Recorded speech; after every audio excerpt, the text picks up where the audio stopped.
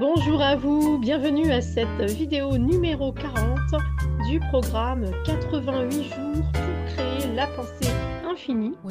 Donc vous avez vu que dans la vidéo que j'ai faite tout à l'heure, la vidéo pour le 8-10, en fait je vais en faire deux aujourd'hui, je pense que je vais la publier aussi celle-là. Soyons fous aujourd'hui, c'est le 8, c'est le jour de l'infini.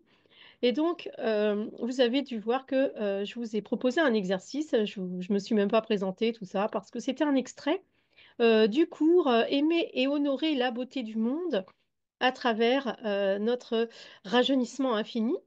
Et aujourd'hui, donc ça m'a mis complètement en joie ce programme, cette idée d'honorer notre rajeunissement infini. Et de fil en aiguille, j'en suis arrivée à une nouvelle idée qui est le titre donc de cette vidéo numéro 40, qui s'appelle Être le chef-d'œuvre de notre propre vie éternelle. Alors, bien sûr, comme ça, ce titre-là, ça peut paraître un petit peu centré sur soi, etc. Mais il faut comprendre quand même que tout part de nous-mêmes. C'est-à-dire que vous ne pouvez pas aider le monde, vous ne pouvez pas rendre le monde infini et éternel juste en faisant des discours théoriques sans les incarner. Vous devez être et incarner la vie éternelle et votre vision de la vie éternelle. Parce que le but du jeu, c'est qu'il y ait autant de réalisation de la vie tout court et de la vie éternelle, hein, parce que finalement, la vie, même si vous n'êtes pas encore convaincu par l'idée de la vie éternelle, chose que je comprends tout à fait, vous avez quand même compris que d'avoir une vision en direction de l'infini, du potentiel infini, de la vie infinie, eh bien, ça rehausse le goût de notre propre vie, ici et maintenant, peu importe après comme le futur, le passé, le présent, tout ça, c'est une illusion finalement. Eh bien, l'essentiel, c'est de se sentir infini dans cet instant présent. Et donc, pour se sentir infini dans l'instant présent, eh bien, il faut être conscient que notre vie, c'est notre chef-d'œuvre. C'est notre chef-d'œuvre artistique. Nous sommes à la fois le peintre, l'écrivain, le cadreur, l'éclairagiste de notre propre vie. Et c'est nous, par nos pensées, par notre façon de comprendre et d'appréhender la vie, qui créons cette vie éternelle et qui nous la rendons intéressante, nous la rendons attirante, nous la rendons vraiment agréable et favorable. Donc, je vous invite vraiment aujourd'hui à considérer votre vie comme votre chef-d'œuvre. Et pour commencer, eh bien, d'honorer, d'aimer tout ce que vous avez réalisé jusqu'à maintenant, d'avoir de la compassion et de l'amour pour vos erreurs du passé, pour les moments d'égarement, les moments de souffrance. Tout ça, c'est vous qui l'avez créé, il faut l'admettre. Et donc, si vous avez créé ce passé, c'est que vous êtes capable de créer beaucoup d'autres choses. Et donc, la première chose, c'est vraiment d'apprécier tout ce que vous avez déjà fait. Donc, apprécier qui vous êtes, apprécier le corps que vous avez, apprécier les relations, la famille que vous avez, parce que tout ça, vous l'avez choisi. Et puis, même si c'était des fois des moments pas très confortables, des moments un petit peu difficiles, eh bien, c'est votre chef-d'œuvre quand même, c'est votre création.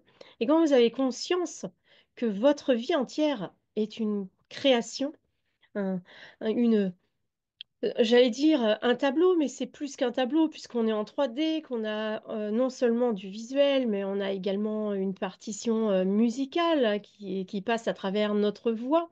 On a également une partition olfactive qui passe avec notre contact avec les odeurs. Par exemple, il y a des gens qui travaillent avec les fleurs, d'autres avec le vin, d'autres avec la nourriture. Et voilà, c'est des exemples pour vous montrer que on a tous une partie olfactive, on a une vie olfactive, et est-ce que votre vie olfactive est quelque chose d'épanouissant, quelque chose qui vous apporte de la joie et du bonheur? De la même manière, on a tous une partition tactile. Est-ce qu'on aime toucher? Est-ce qu'on aime sentir, par exemple, les tissus? Moi, j'adore sentir les différents tissus, les différentes matières, la rugosité, le côté soyeux, la peau des gens. La peau des gens, c'est quelque chose. Moi, je reconnais les yeux fermés. la peau des gens, de mes proches, vraiment, c'est quelque chose que je trouve fondamental. Ma propre peau aussi, je la sens comme ça dans mes mains, je sens la peau de mes bras qui n'est pas la même que celle de mes mains, etc. Donc tout ça, ça fait partie de notre chef-d'œuvre. Et ce qui est super dans la vie éternelle, c'est que ça ne s'arrête jamais et que ce chef-d'œuvre, on va pouvoir vraiment, ça va vraiment être un chef-d'œuvre, hein, parce que c'est pas, il n'y aura pas de petites esquisses, hein, parce que jusqu'à maintenant, quand on vivait 40, 50, 60 ans, 70 ans, ben, on faisait des esquisses, mais on n'avait pas forcément le temps ni la conscience de créer un chef-d'œuvre. Donc quand on est conscient de la possibilité et de la réalité de la vie éternelle, eh bien, on est conscient aussi que chaque instant de notre vie, nous créons notre chef-d'œuvre.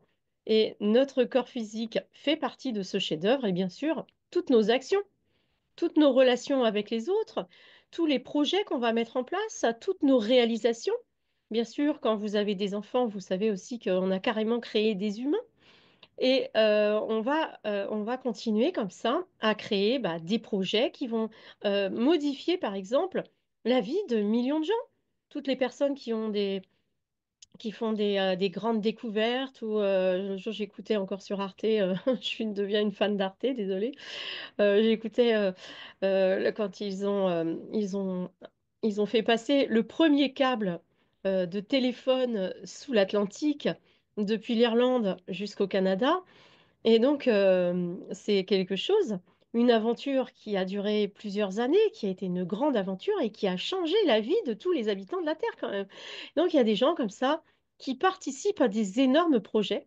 Bien moi, la vie éternelle, ça me fait cet effet-là. J'ai vraiment l'impression de participer à un projet merveilleux qui va changer la compréhension de la réalité à tous les humains de la Terre.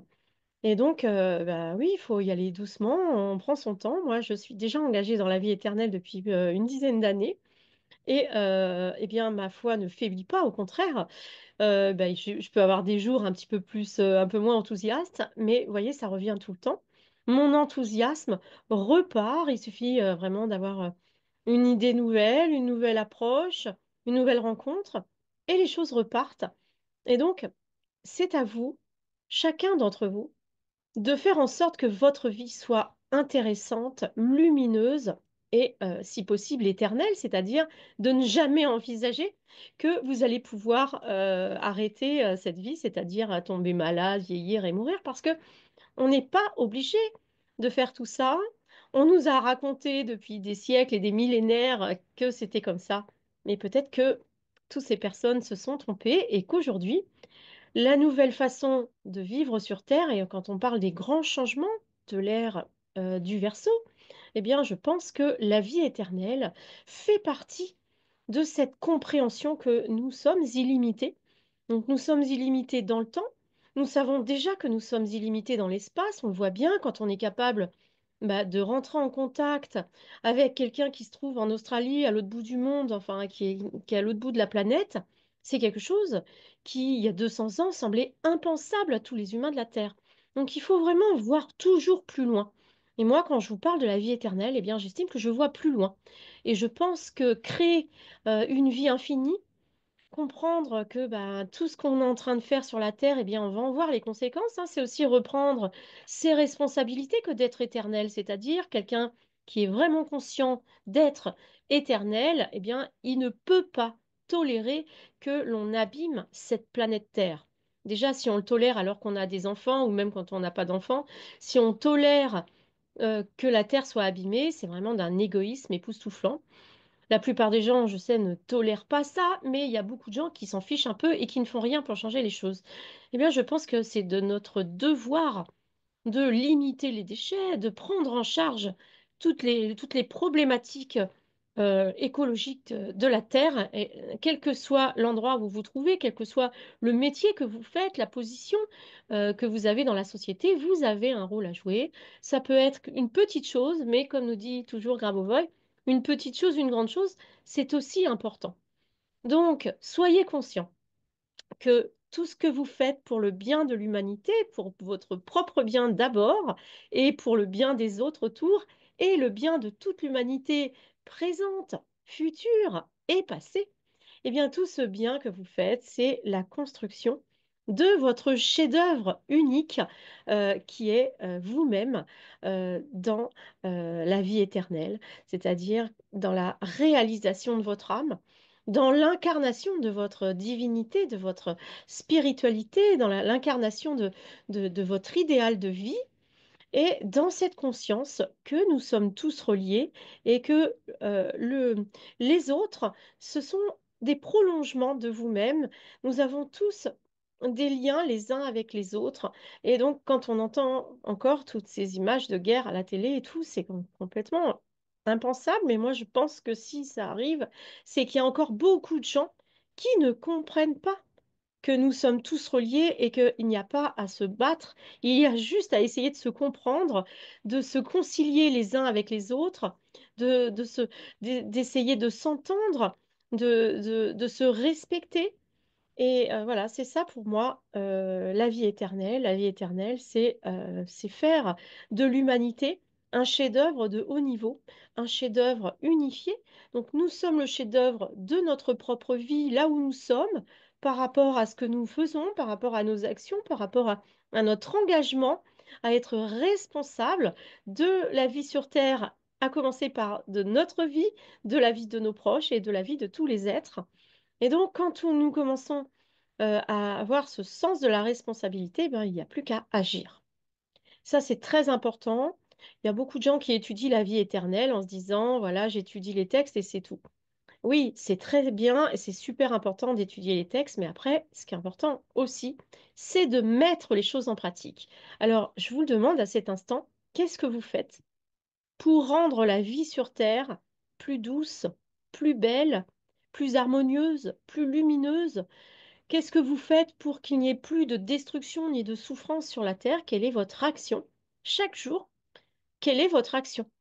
Par exemple, moi, j'estime que quand dans une journée, j'ai réussi dans ma famille, bon, j'ai une grande famille puisque j'ai fait 5 enfants, bien, quand j'ai réussi dans ma famille à enrayer un conflit, éviter un conflit ou éviter un moment désagréable, eh bien, je pense que j'ai œuvré pour la paix du monde et je pense que chacun, là où il est, dans sa famille, dans son entreprise, avec ses voisins, avec son association, avec qui vous voulez, dans votre travail, je sais pas, les gens qui travaillent dans les hôpitaux, les maisons de retraite, les enseignants, tout ça, là où vous êtes, vous avez forcément un rôle à jouer pour augmenter l'harmonie et la paix sur Terre. Alors, quel est votre rôle? Donc, posez-vous vraiment cette question. Et puis, approfondissez, amplifiez votre travail, toujours dans la joie, la légèreté. Ne faites pas des activités en vous forçant. Vous avez tous, on a tous, chacun en nous, des potentiels, des aptitudes, des capacités à améliorer la vie sur Terre d'une manière ou d'une autre. Ça peut être en chantant des chansons, ça peut être en faisant du pain, ça peut être en expliquant la vie éternelle, ça peut être en enseignant aux enfants à lire, ça peut être tout ce qu'on veut. Mais agissez, s'il vous plaît. Agissez et soyez incarnés le chef-d'œuvre de votre propre vie éternelle, parce que vous êtes le chef-d'œuvre de votre vie éternelle. Tout commence par vous. Et je vous dis à très bientôt.